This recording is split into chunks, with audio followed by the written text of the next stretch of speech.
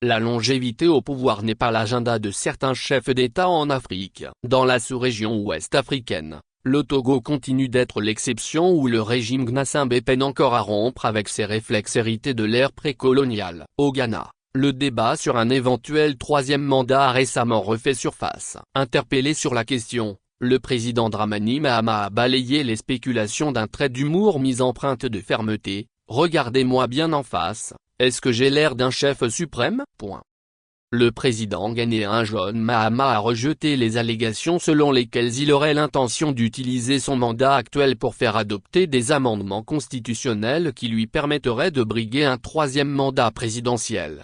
Lors d'une rencontre avec les médias à la Jubilouse ce 10 septembre, il a déclaré, en d'autres termes, pour paraphraser le professeur Atami, « Ai-je l'air d'un chasseur de chats ? Ai-je l'air d'un chef suprême ? Je suis un démocrate pur. » Et même lorsque nous avons obtenu les 2/3 des sièges au Parlement, j'ai affirmé que nous n'allions pas l'utiliser pour bafouer la minorité et que nous donnerions à la démocratie l'occasion de s'épanouir. Nous savons donc que nous n'avons pas l'intention d'utiliser cette majorité des 2/3 pour écraser notre démocratie. Il est de notoriété connue qu'au Ghana la constitution de 1992 limite les mandats présidentiels à un maximum de 2 mandats de 4 ans. John Mahama ayant accédé au pouvoir dans un premier temps à la suite de la mort de l'ex-président John Atami, ensuite élu président de 2013 à 2017.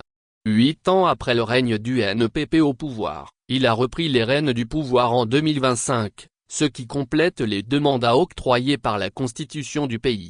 John Mahama a donc réitéré son engagement en faveur de la démocratie, ajoutant que les tentatives visant à affaiblir les institutions à des fins politiques compromettent les progrès démocratiques du Ghana et n'est pas du ressort de son parti NDC. Pendant ce temps dans la sous-région, presque tous les pays ont adopté cette vision de limitation de mandat présidentiel à 2 à l'exception du Togo et de la Côte d'Ivoire. Tous les voisins du Togo ont expérimenté des alternances politiques d'une manière ou d'une autre, tandis que le régime Gnassingbé, au pouvoir depuis 1967, a de la difficulté à tourner la page des pratiques héritées des premières décennies post-indépendance. Au Bénin, pays qui a déjà connu plusieurs alternances, l'actuel président de la République Patrice Talon dont le second mandat finit en 2026, a d'ores et déjà indiqué en toute clarté qu'il ne briguera pas un troisième mandat et a révélé le nom de son dauphin, Romuald Wadani.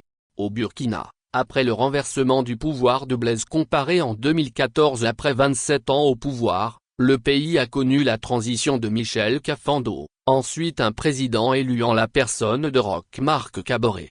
Ce dernier a été renversé en janvier 2022 à la suite d'un coup d'état orchestré par le lieutenant-colonel Sandaogo Damiba. Il n'a pas fait long feu, il sera vite remplacé par le capitaine Ibrahim Traoré en septembre 2022 par un autre coup d'état. Il dirige donc le pays depuis lors. Au Togo, l'alternance démocratique ne figure pas dans l'agenda du régime Gnassingbé au pouvoir depuis 1967. 58 ans que cette famille a pris en otage le pays.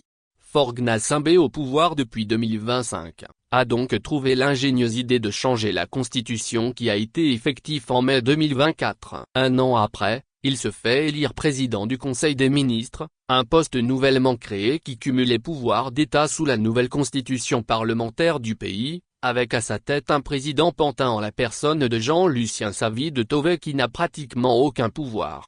Toutes ces manigances du régime RPT-unir au Togo pour prolonger la dynastie des Gnassingbé. L'histoire et les peuples ne retiennent malheureusement rien de bon des assoiffés du pouvoir dans ce pays. Source, l'alternative.info